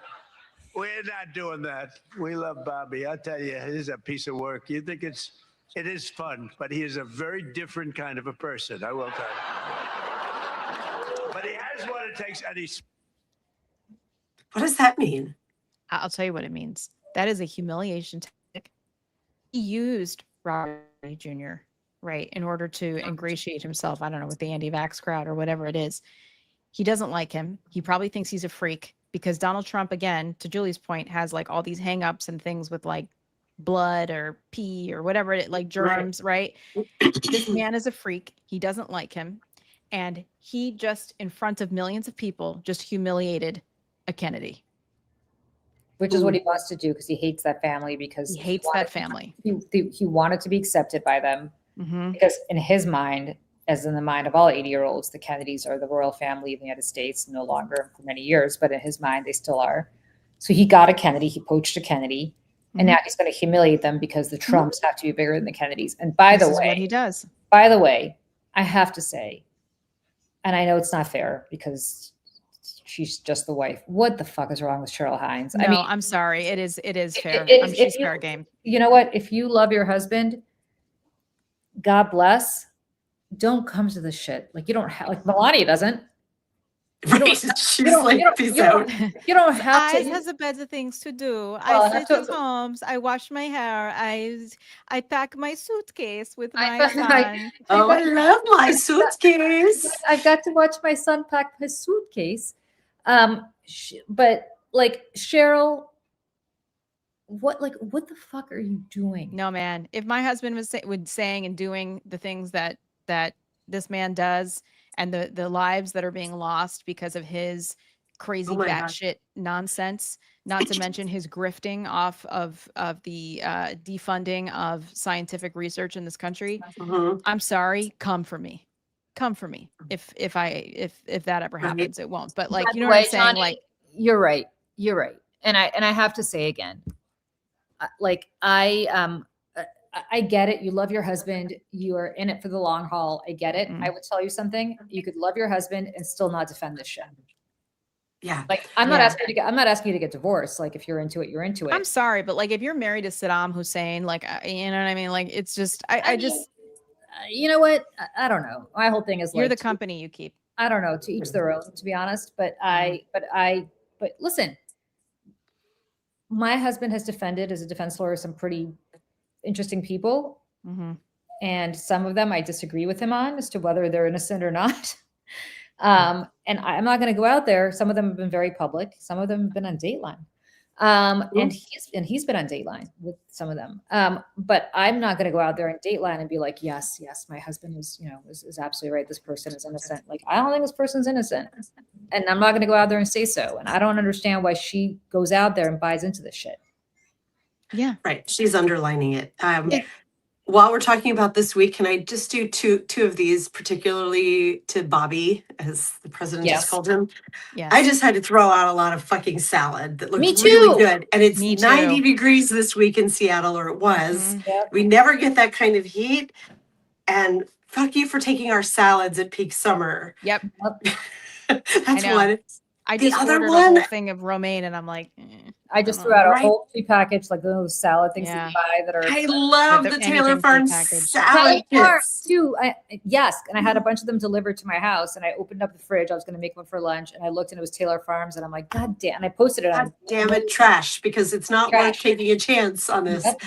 The other one, I don't know if you guys saw this, but I have a PBS link here.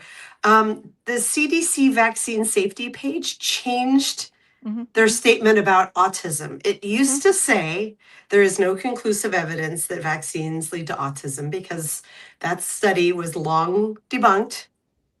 And then now the official page says maybe they cause 6, 7, who knows? They changed the actual language on our official government page about this. It makes my head explode. And the United States is about to lose our measles eradication completely, which is the most embarrassing, horrible. I mean, and here's the other thing too about the measles, because this mofo, RFK Jr., who's never had to worry about having a job or money or anything in his whole life, has parachuted into countries that do have any whatsoever to tell people in these small villages not to have vaccines for their children, and it kills them. And measles is one of those things that you can catch. By the way, you can't vaccinate a baby until it's like, what, a year old or something? Year old. You get your MMR at a year, yeah. Right. And if you were to catch measles as an infant, you can recover and then a number of years later have health problems that can kill you very quickly and very easily. From measles? Yes. Yeah. Oh, I didn't know that. I thought once you were over it, you were over it. Yeah, there's story. I read a story recently about this woman whose child died at 5 years old because they had measles a number of years ago, and it was a whatchamacallit, not Like a Maha mom? yeah, like a complication or something. I don't know if it was a Maha mom or what, but it was, or if it was just an infant catching it, but it was like their child died years later. So screw Cheryl Hines and her husband. They can all go F off. They're horrible people and they have blood on their hands. So So much blood on their hands. he couldn't help himself. He makes the thing about Joe Biden, blah blah blah. Shocking. Going. Okay. And he talks about the UFC fight. Okay. Again, he's not joking, guys. He's not joking. He just never is. Even if he's like, it's not true, he's not joking. The big fight was such an amazing success that tonight I'm pleased to announce that we're going to host an even bigger one right in front of the White House. Every Friday night, every Saturday night, we're going to have fights in front of the White House. But we do have something coming and I'm only kidding. The one thing about the press that I learned, don't be sarcastic. Because I'm a very sarcastic person, and I get sarcastic, and most people know that, but you have some bad people that will write it exactly like I say it.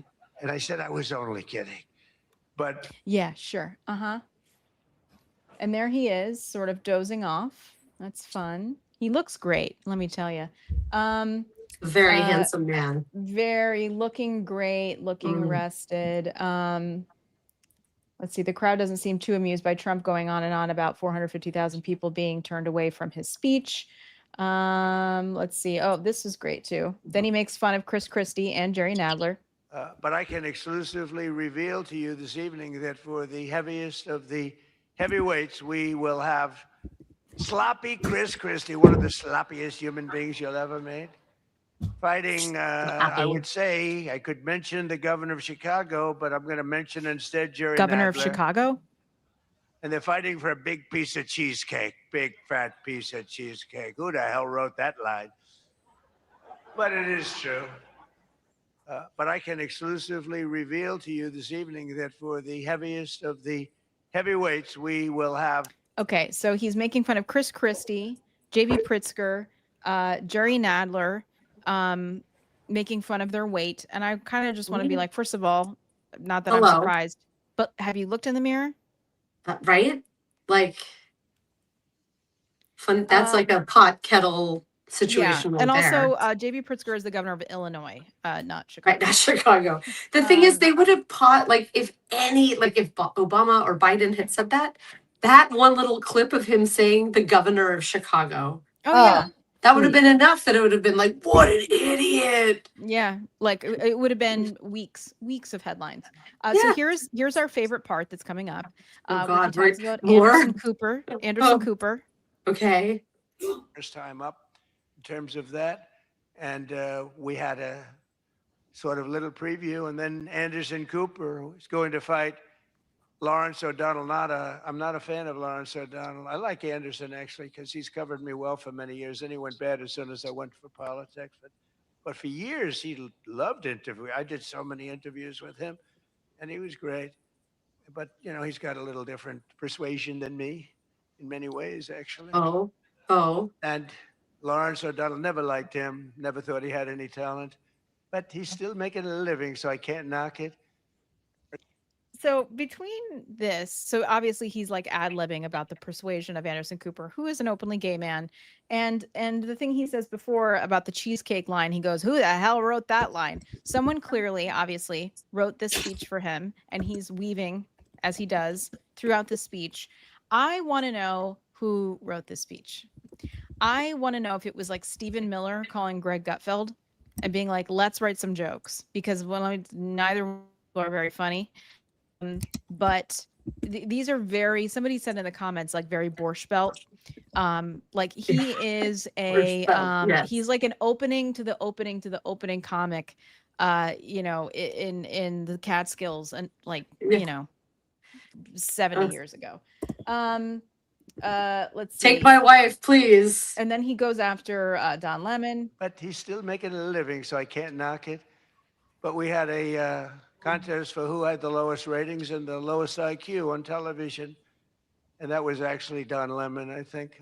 You know, when I said that he's the dumbest man on television, I said, you know, when you say some things, you never make a comeback. It's not like, oh, gee, hey, Don, let's have dinner some night. But I know what I'm saying. And then you have Bette Midler and James. But He says, I know what I'm saying.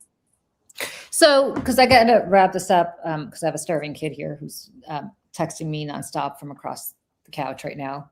I love that. That he's spamming me right now. So Does he need you to make food?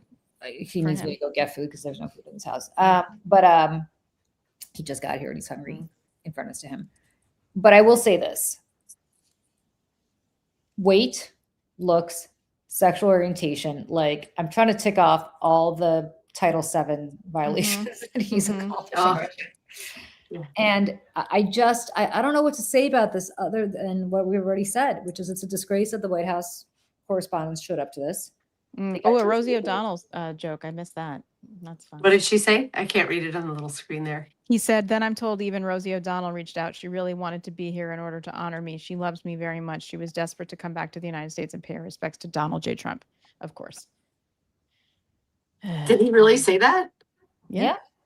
Oh my God. It's right here. Out from Ireland, she really wanted to be on a little pencil neck.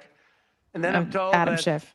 even Rosie O'Donnell reached out from Ireland. She really wanted to be here in order to honor me. Yeah, so he goes from calling Adam Schiff pencil neck to Rosie O'Donnell. And then, nobody the Academy anymore because they went, it's the thing. Here's the Caitlin Collins thing. Yeah, that's not just a guy, but yeah, please. Caitlin Collins, he uses a trans woman to attack both of them in the most disgusting way. And I wish there had been a camera on Caitlin Collins's face because I would have liked to have seen that. But they'll learn their lesson.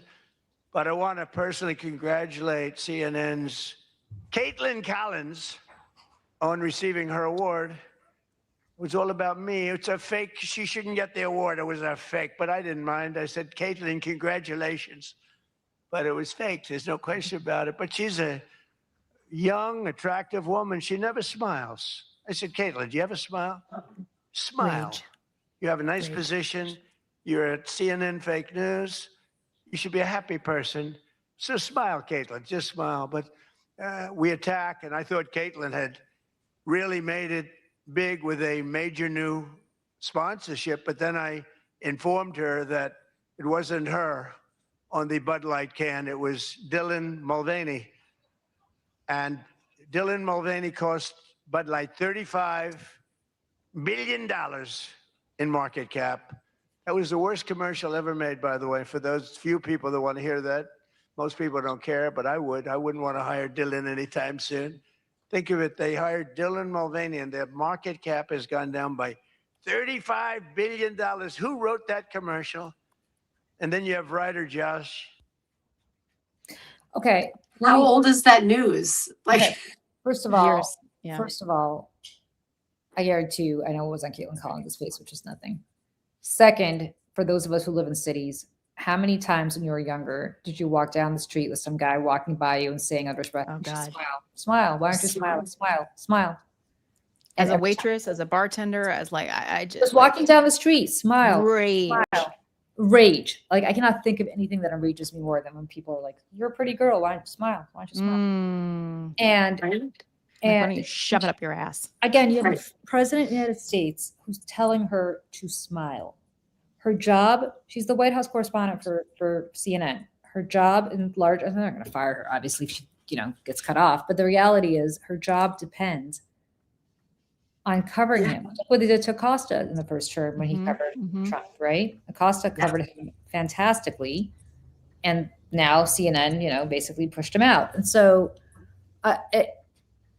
but she's a woman and she's a young woman. And then it's not the first time he's done this to her. Consistently. And then you're comparing her to Dylan Mulvaney, who I guess you might say, first of all, Dylan Mulvaney is beautiful. Yeah. Second, not that that's relevant. But second, I guess you're trying to say she looks like Caitlin Collins, and therefore Caitlin Collins, like the whole thing. Does she look like Caitlin Collins? I don't think she looks like Caitlin Collins. I think she's got dark hair like Caitlin Collins. And has dark hair. Like, yeah, okay. She's got dark hair. I think that's it. And yeah, I'm looking at them both now. I mean, again, gender discrimination, sexual harassment, LGBTQ. I mean, like, Mhm. there's so many protections that this guy's violating. Then he Yeah. made a joke just really quick about Ilhan Omar, saying Ilhan Omar and her brother are thinking about moving together, very much in love. She should get the hell out of our country. Ew.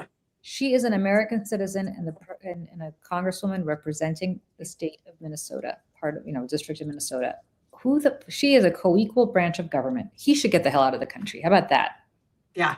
So no- Also, I do have to say, because he's disparaging Dylan Mulvaney, like, just completed her first run on Broadway. So Dylan Mulvaney's doing just fine. Yeah. Just fine. Whatever, Just fine. whatever, like Budweiser completely biffed that campaign. It's been like, that's very old news now. What is But that, like 6 years? I don't know. They like started the campaign, but then they didn't. They backed down, and Yeah. like they didn't. The first rule of marketing is like, if you're going to support something, like you got to stand behind Yeah, it. dig in. Yeah. Lean So in. that's not Dylan's fault. And yeah, she was in 6. Like she was on. What? Oh, right, She right, just right. completed a run on Broadway. So like, Dylan Mulvaney's doing great. Yeah. She's probably not smiling at you. One final thought, because I know you have to go, but this is something I really want both of your opinions on. As I just saw on YouTube comments that someone had said that it on one of my shorts, well, this one looks like she's got TDS. I want to start reframing this Trump derangement syndrome, because I heard him say that about many people, and a lot of you journalists have TDS. You wrote a brilliant article about this, Julie, about the dangers of Trump derangement syndrome. There's legislation in the works to actually make it a real diagnosis as a mental health disorder if you disagree with the president. They are calling it Trump derangement syndrome, TDS. And without digging too deeply into this, they are also trying to stigmatize mental health and to make it possible to do involuntary hospitalization for mental health disorders. So it's only a few clicks down to say, oh, if you politically disagree with our president, you are mentally ill, and therefore we can involuntarily commit you. You guys, this is straight out of the Soviet/Russia playbook. Yes. They would put dissidents into, trust me, my parents, if they were still here, would tell you chapter and verse on this. They would put dissidents in mental institutions, journalists, activists, anybody who disagrees with the system, because communism/socialism, in their view, was so obviously the right form of government, and so obviously the greatest apotheosis of what you could be as a form of government, that if you didn't believe in it, you were obviously mentally ill. Right. How is that any different from what Donald Trump is trying to do right now? And then, by the way, they put you in these insane asylums. I don't know, these were not like mental health centers. They were literally insane asylums, straitjackets. They would pump you full of medicine for your own good. If you ever emerged, which most people did not, you really were, at that point, you really were crazy. Right. Because they made you that way, right? Yes. And I mean, trust me, I'd rather be in the gulag working 12 hours, 18 hours a day than what they were doing to people there. That is what he is like. You guys, I know it's a Saturday and it's Dana's birthday and it's heavy. None of this is a joke. It's not. And I feel like this is not a thing we may answer today. I would like to start repositioning when idiots online start coming and being like, you've got TDS, but like, they're owning the narrative about that. It makes me angry, because to me, I'm like, you have Trump derangement syndrome because you think what he's doing is okay, because you watch those videos, you being anyone who's supporting him, you're watching those videos from the White House Correspondents' Dinner last night, and you're like, yep, that's presidential. That's derangement. That's derangement. There's no way. I don't care how much you hate taxes. I don't care how racist you are. You cannot watch that old man who cannot put a cohesive thought together, who is insulting women, who's insulting queer people, who's insulting the press who are reporting on him. Yeah. And look at that and all that slurred speech and say, yep, that's presidential. That's derangement. Yeah, and Rosie's right. Like, it's Trump's derangement syndrome. Like, you have to put the apostrophe S. Yeah, Trump's. Right? Yes, I do believe that he is deranged. And look at that. Yeah. So I just wanted. I know it's my birthday. It's Saturdays for Sanity. We're not supposed to get too heated, but we all need a way to like a messaging statement around the question of TDS, both because the damage or the potential for harm is real, and also because like I don't want them owning that messaging that like we're deranged because we watched something. Oh, listen, this was like that. This was coined by Charles Krauthammer of Fox News a long time ago for Bush derangement syndrome. Yeah. Bush derangement syndrome. It's not even original. So it's not even original. You've got, you're criticizing the Iraq War. You've got Bush derangement syndrome. Ha ha ha. But that was kind of done. Really? Yeah. So this goes back a long, long way. All right, friends, I got to go feed this kid before he tells me. Yes. And as just an aside, with in terms of Caitlin Collins and in solidarity with all the women who are watching here and everyone who loves women, this week was let me see how many years it's been, was the 178th anniversary of the first Women's Rights Convention at Seneca Falls. It took 72 years from those 2 days for any woman in this country to gain the right to vote in 1920.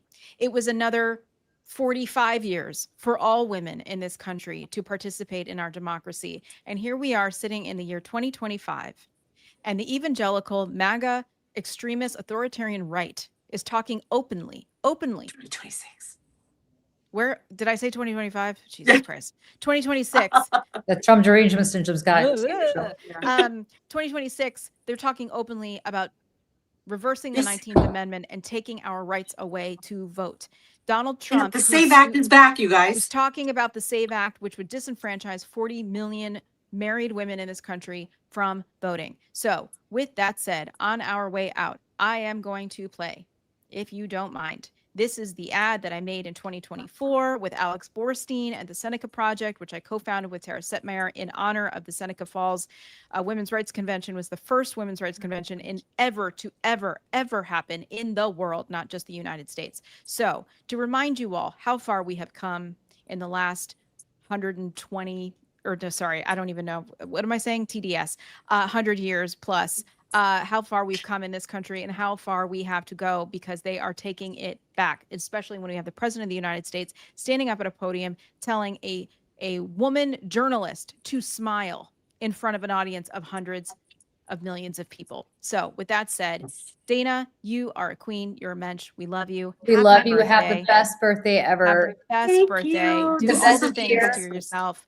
And thank you for bringing so much joy to our lives and Yes. to everybody on Substack and to the show. And you're just walking joy, and we love you. We're so happy that you're part of our world. So happy birthday. Thank you. Yes. Thank you. Amen. Amen to that. Thank you. Please take care of yourself today, Dana. Do all the things to bring you joy. I will. I'm going out for crepes and coffee with my daughters next. Love it, Get love a it. crepe. We love a crepe. We love a crepe. And with that said, Kiddo Roginski, enjoy your lunch brunch. This is Seneca Falls from 2024, just FYI, with Alex Borstein from Family Guy doing the voiceover in the Seneca Project. This is what we did together. So with that said, everyone have a great weekend. Stand up for women. Smile. Smile. And we'll see you soon. Like and subscribe to the Mayday Network and Substack, all the things. We'll be here. See y'all soon. Everybody. In July 1848, courageous women came together in Seneca Falls, New York, to start a movement. They dared to fight against treatment as second-class citizens. After decades of struggle, women fought and won the right to vote, to work without discrimination, to control our bodies, to even open bank accounts without the permission of a man. Each one was a triumph against those who believed we didn't deserve them. Well, today, those hard-fought victories are under attack. Donald Trump and his allies are determined to send us back to a time when we had no say, no freedom, no choice. I got rid of Roe v. Wade. Do we want a future where our daughters have fewer rights than our grandmothers? Where their bodies are state property? Their voices silenced? Their opportunities erased? We say hell no. We won't go back. This November, we must take back what is ours. For ourselves, for our daughters, and for the pioneers of Seneca Falls. It's up to us. Do you believe in punishment for abortion? There has to be some form of punishment.